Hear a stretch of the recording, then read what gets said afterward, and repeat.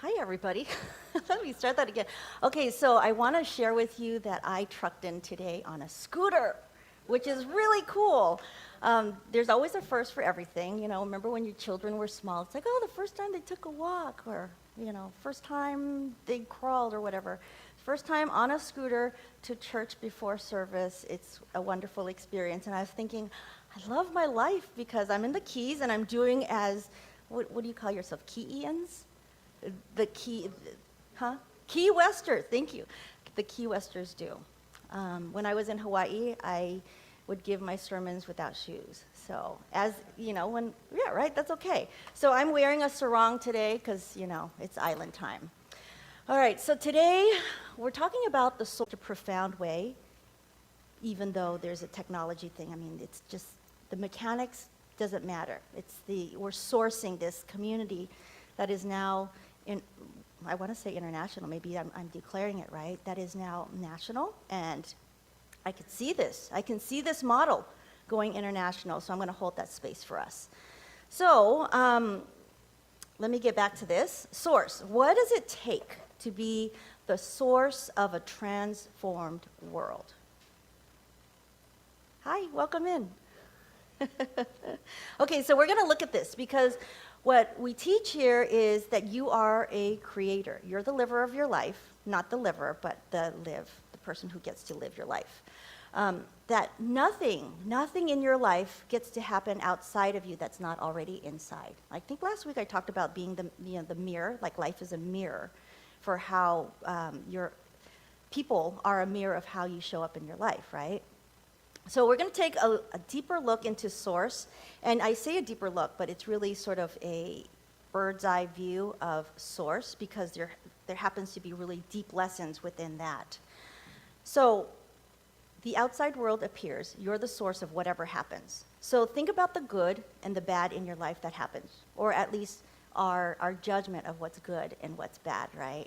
When good things happen, it's like, yay, good things, I made that happen. And then when bad things happen, you're going, that wasn't me, that was her or him. I didn't do any of that, right? So we're so good as human beings because we are in this patterned way of being, of fight, flight, freeze, that when something good happens, we want to take responsibility. Yeah, I did that, I made that happen.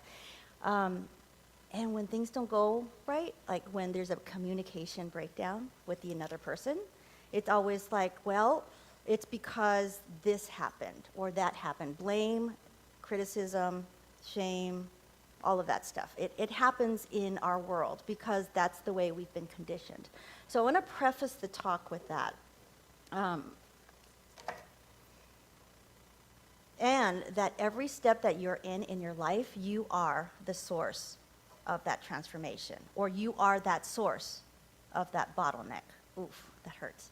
You are the source of that bottleneck because nothing out there gets to happen without first in here. Who was it that said, the Apostle Paul, I think, be thy transformed by the renewing of your mind, right? Everything starts with the seed, the mind seed. So I'm going to share with you Eric Butterworth. Anybody know who Eric Butterworth is? Yeah, He's one of my teachers. I mean, I wasn't alive in when was he born? I want to say 20s or something like that. But he's a great teacher out of, the whole Unity movement. But for 30 years, he was at Unity, New York. And he's written books, all that stuff. So he's been a great teacher of mine. In fact, many times that I have lost my God, he helped me find it back. And it's not a direct conversation with him, but like reading his information helped me to come back to center. He says this: when you change your consciousness about yourself, your relationship to life, the healing process begins. When you change your consciousness about yourself, your relationship to life, the healing process begins. So you guys have a piece of paper. I'm going to just run this down. It's going to be quick because I only have 2 more minutes. No, I'm just kidding. I have a short amount of time, and I want you to have this information because hopefully it'll seed some thoughts for you as you go through this week until next week for your next sermon. So So I'm going to use the word source as the acronym to help you go back to center, right? So go ahead on your piece of paper here and at home, write down the big letter S. S. S is an acronym for silence. And these are all very basic for us, right? Silence is where we are sourced. This is where I'm sourced. I don't know. I mean, sometimes the TV kind of, or with social media sources some people, but when I am distracted, when I am fluttered, when I am in disharmony, when I am confused, when I am angry, when I am joyful, I source myself through the silence. It's been a practice. It wasn't like yesterday that I was, okay, sat down, and today. It's been an ongoing practice for probably 30 years now. And so silence is really, really, really important. And I'm going to read to you here. Be still and turn within the great source. Be still and turn within the great source. That's Charles Fillmore. Because the silence, is where divine mind can flow through, right? Divine mind is another word for God, love, what we were singing about, that sacred love within. It's within our heart. So the silence is a state of consciousness aimed at connecting to divine mind, listening to that still small voice. And that still small voice happens when you're not really paying attention. If you're always going, still small voice, talk to me, talk to me, talk to me, you're not being quiet. So you've got to make space and empty out. The word that is for emptying that always comes to mind is the word kenosis. It's a Greek word that used to be kind of referenced in the Bible, kenosis, and that's the idea of emptying yourself. And so in the silence, I don't know if you've noticed this for those of us who meditate, but the silence, the quiet, is the loudest place in the world. Because that's where you meet your monkey mind, right? So I want to step back and say there's divine mind, and then there's your brain. So your brain is a tool of your body. The brain is a tool of your body, like an organ, right? Your heart is an organ. You got your brain. You want to quiet your brain down by being in the silence. So if you're not having that practice, if you're not in the silence for at least maybe 2 minutes a day, start easy, and then 3 minutes and 5 minutes, and see where you are. So in this time of, with your paper where you put S, silence, I want to invite you to rate yourself on a scale of 0 to 10. What is your practice of silence? Nobody gets to see this but you. This is your self-assessment. And it's okay if you're at 0, because at least you have a starting point, right? To open up your heart, your mind, your consciousness to something that is beyond the physical limitations of our body. So in the revealing word, Charles Fillmore says it is a space to receive inner guidance, to receive clarity. And it involves quieting the mind and the body, turning inward, what we kind of did in that meditation that we have, away from distractions, away from social media, your phone, your loved ones, to achieve peaceful receptivity, because you're going into a neutral place. You want to find a place where you're not thinking. I know, good luck with that. So it's the healing transformation that you have this connection with God. So you want to align your thoughts and your intentions with divine mind. So that's number 1, silence. Everyone wrote, did you guys finish rating yourself? Great. I'm going to move on. O for source is observation. You got to see it. You got to see your pattern. Observation is another word for awareness. Last week we did the affirmation, life meets you at your level of consciousness. Life meets you only to the extent of what you are aware of. So rate yourself. How woke are you? No, I'm just kidding. How aware are you of observing where you are in your consciousness? Observe the wonders as they occur around you. Don't claim them. Feel the artistry moving through and be silent. That's a quote from Rumi. He's always my favorite. When you can recognize it, you can heal it. When you don't recognize it and you don't know what you don't know, you're kind of in the unknown. But not in the unknown like the divine mind unknown, in the like I don't know what's happening unknown. Like you're not getting it. And it's okay if you're not, because You might look at your partner, spouse, neighbor, and say, well, they're not really awake. Well, let them be where they are. Work on yourself. You always want to turn inward to observe. Don't observe others, observe yourself. Oh, goodness. Okay, this quote from Eckhart Tolle. To recognize one's own in insanity is the arising of sanity. The beginning of healing and transcendence. When you observe the dysfunction, you are already rising above it. So if you can step out of who you are for a second and just look at your life and see your patterns, which is, it takes a whole program to do that, right? But I'm giving you the head stuff because this is the lesson. That when you're actually able to see it and you realize there's a dysfunction, then you're able to heal it. Because if you can't see it as face value or you're in denial, there's no healing to be had. You still get to go to different steps to get there. Okay, so everyone rated themselves? 0 to 10, 10 being I'm totally observing all the time, 5 is and 0 goes, oh, I hadn't been doing that at all. I haven't been looking, and that's okay too.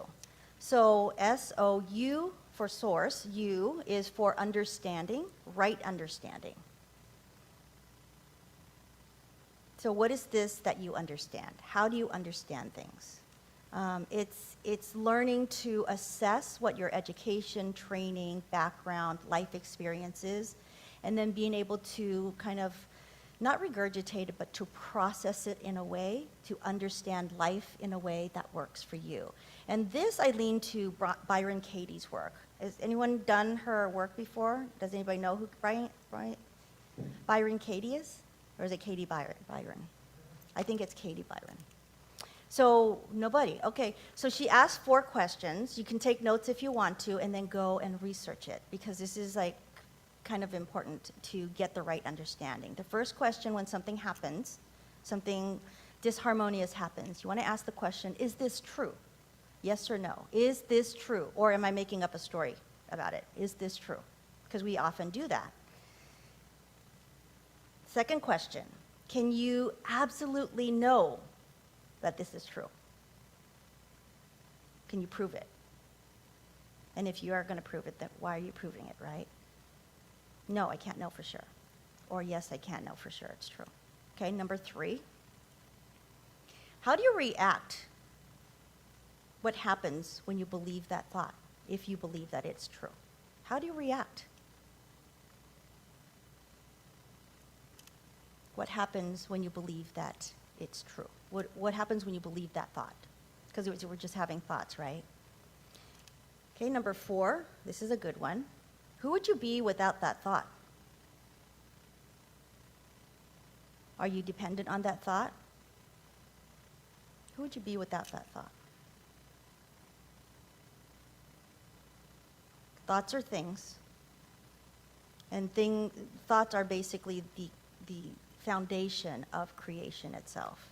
And remember, thoughts are tricky because in our thought process, about 95% of our thoughts and the way we behave and go about is like an iceberg. It's 95% unconscious. You only have access to 5% of your thoughts.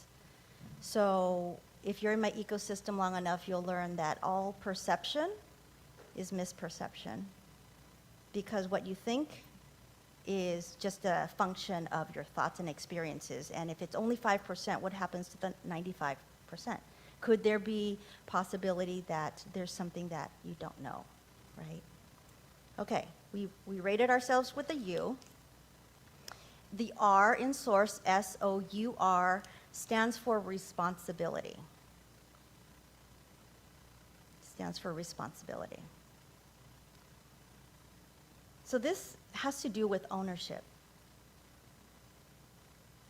If I am to say I am the source of a transformed world, or I am the source of whatever my life looks like, am I taking ownership of that? Or am I only taking ownership when things go really great? I'm the source of that. And what if things don't go as great as I hoped it to go? Who's the source of that? It's still me, right? It's still me. I like to joke with my husband when my kids are doing great and they're behaving or they're getting good grades, like, yes, my kid, right? And then when they're misbehaving, sometimes they do something like, your child did this. It's kind of funny. So rate yourself on your ownership of how you take ownership as you being the source of everything, the cumulative effects of your life. Not that you're coming on Sunday, like think about, okay, I'm here on Sunday, and I'm here to get the good word, as we would say, or be in community. And then during the week, how are we sourcing our spiritual essence? How are we sourcing our groundedness? Are we dependent on the traffic? Are we dependent on what's happening on social media? Or how many people get on the tram, in the tour bus, right? How are we sourcing that? Because these are really good questions, and it's an inward question. Nobody can tell you what the answer is. So once you rate yourself, just leave it there for now. Myrtle is a really good example of taking responsibility. Everybody knows Myrtle's story. Myrtle Fillmore is one of the co-founders of Unity, and she healed herself from tuberculosis because she took responsibility for her health. And the way she did that was she sat in the silence. This is our foundational tenet teaching. It's just our way of being, is we source our good from the silence because our good finds us there, and we are open and receptive to our good. And so if you know Myrtle's story, you will know that through prayer and affirmation, that is how she took responsibility, because all the doctors at her time were telling her, you can't do this. There's no way you can do it. And what she did was, through the thought pattern, she aligned her mind to divine mind. In today's language, it would be the realm of infinite possibility, right? Joe Dispenza, to no mind. She did that. I'm bridging the early 1900s teachings to today's teachings. So basically, it's just taking personal responsibility for how your life looks as the source of a transformed world. I have this note here. You do not have a problem except the one in your own mind. And you put it there. I don't have a source. I think that's Fillmore. So C, S-O-U-R-C-E. So C is for commitment. Ooh, that's a big word. Some of us are afraid of commitment, especially us in Unity, right?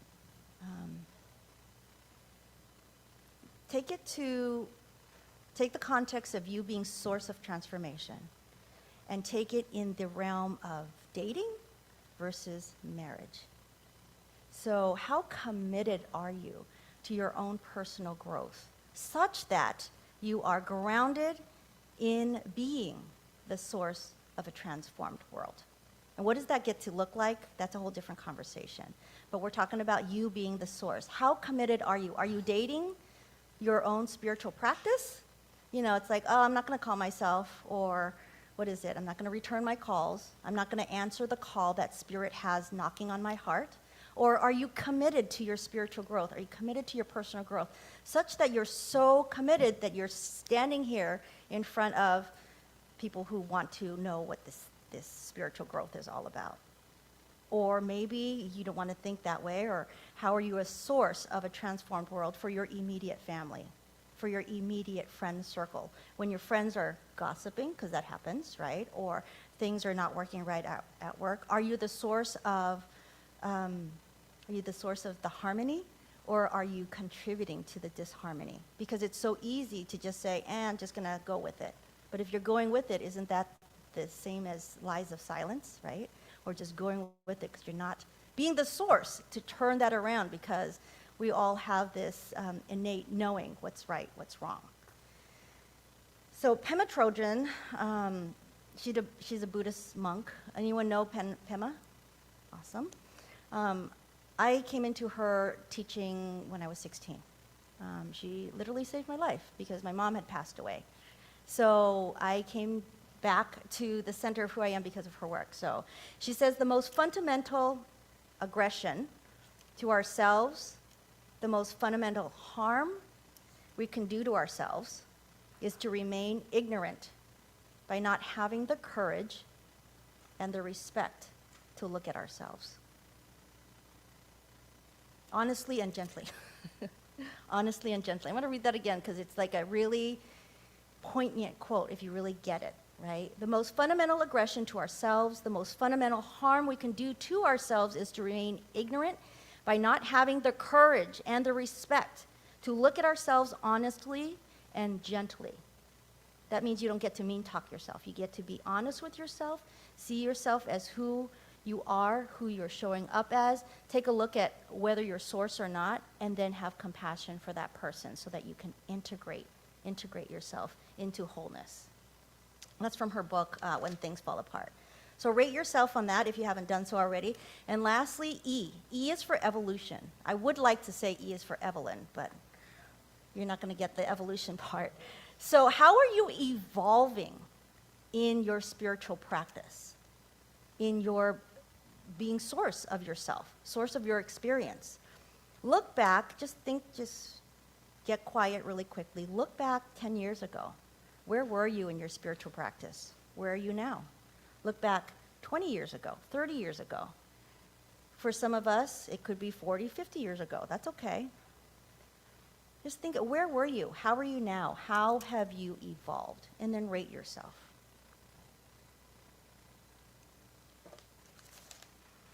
And who do you get to be right now?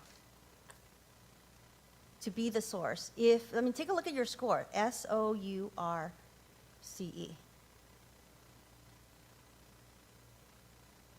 Go ahead and add up the numbers and see where you sit. There's SOURCE, that's 6. 6 times 10 is 60. If you rated 5 for each of them, that would be 30, right? There's no judgment here. It's just a score for you to take a look-see of where you are as the source. If you're at 30 or below, you might want to consider, okay, maybe I get to do something more, like I get to be more aware, or I get to be more responsible, or you decide. If you're at 60, hooray, that's awesome. And if you're at 0, that's okay too. You get to start right here, right now. No one gave me this talk when I was starting. So it's actually a really good thing because you get to start where you're at. You just show up as you are, wherever you are, and be okay with it because you are in and of itself divine, right? We're talking about sacred love. We're here. We're whole. We're holy. And it is the distinction between reality and truth that kind of messes us up. Anybody know what the difference is? All us unity people? Yes? So reality is what's real in this world. Our finances, the way we show up, our experiences. Okay, so like I have a broken leg, that's real. It hurts, yes. But the truth of who we are is eternal. This is the soul that we are, and it is divine and perfect. And so when we sit in the silence, we're basically doing the healing part of it to come back to the center and the truth of who we are. And this is exactly what Myrtle did. So in the context of legacy, because last week I talked about legacy, this week I'm going to just touch on it really quickly in the context of legacy. This week, and I think Aaron can tell you, like I was interviewing all of these experts on the idea of legacy. What do you get to do to leave legacy? Talking to ministers and experts and genealogists, what legacy means. And a lot of them said, you're living a legacy whether you know it or not, which brings me back to last week's talk about being awake and intentional. You're leaving a legacy whether you know it or not. Whether you decide to step into being the source of transformation or you decide to be back here, I'm not ready, that's okay too. But just know that every single thing you do and say, not do, not say, it's part of the legacy that you're building. And the other thing is, in terms of leaving a legacy, if that's the truth, tomorrow's not promised, you guys. Tomorrow is not promised. It's a really important distinction, awareness, consciousness to have in your heart, in your brain, in the way that you're being. Because if tomorrow were your last day, what is the legacy that you're leaving today? If, we can plan. This is what retirement's all about, right? Do retirement planning. So keep that in mind as you go about. I want to leave you with a quote that I love because I always go back to this. It's from Rumi, Everybody knows who Rumi is, right? He's a Sufi poet. Timeless. He's brilliant. He says, yesterday I was clever and I wanted to change the world. Today I am wise, so I'm changing myself. And it all starts with home base, the source of who you are. Amen.